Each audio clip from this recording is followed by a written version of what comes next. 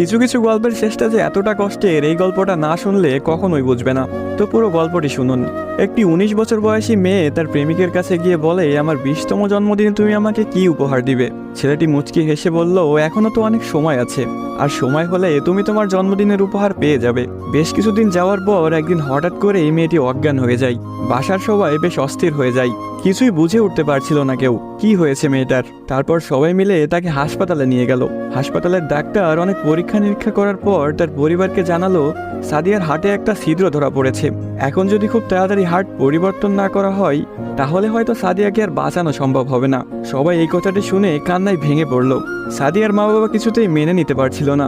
সাদিয়ার প্রেমিক সাকিব তার বিষয়ে ডাক্তারের কাছ থেকে সবকিছু শুনে বলল, এ কিছুতেই হতে দিবে না সে। তারপর সাকিব মেয়েটির রুমে গেল, দেখলো তার ভালোবাসার মানুষটি বিছানায় শুয়ে আছে। সাকিবের কাছে যেতে এই মেয়েটি বলল, সাকিব, আমি মনে হয় আর বাঁচবো না। সাদিয়ার চোখের পানি মুছে দিয়ে সাকিব বলল, কে বলেছে তুমি বাঁচবে না? তুমি খুব শীঘ্রই ভালো হয়ে যাবে। মেয়েটি বলল, তুমি কি করে জানলে?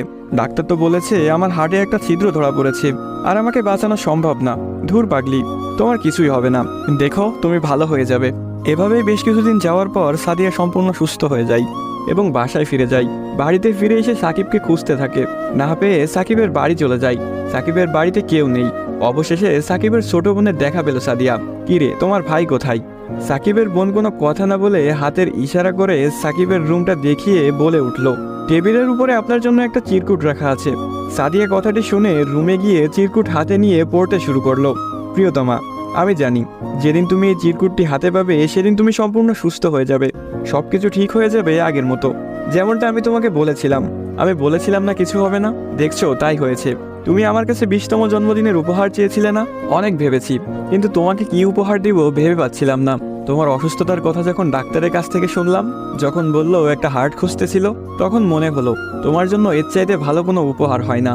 আমার হার্টটাই ছিল তোমার জন্য শ্রেষ্ঠ উপহার, যা আমি তোমাকে দিয়ে গেলাম। মন খারাপ করো না, আমি আকাশের ওই উপর থেকে তোমাকে সব সময় দেখব।